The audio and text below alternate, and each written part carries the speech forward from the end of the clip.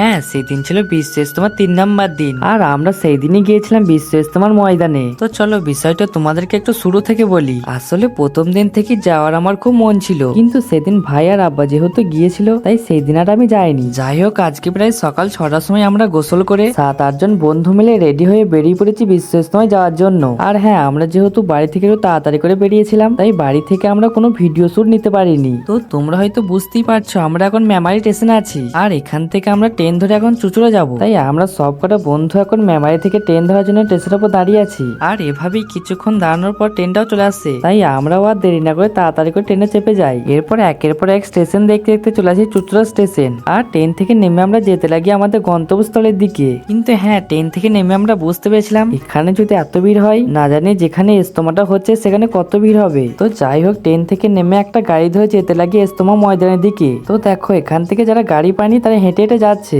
আসলে এখানে এত মানুষের ভিড় হয়েছে যে গাড়িরও শর্ট পড়ে গিয়েছে। দেখো, যে কটা গাড়ি যাচ্ছে কিন্তু সব কটাই ফুল লোড। তো যাই হোক, দেখতে দেখতে চলে আসছে ইজতেমা ময়দানের কাছে। আর এখানে এসে দেখে এত পরিমাণ লোক হয়েছে ভাই, ধারণার বাইরে।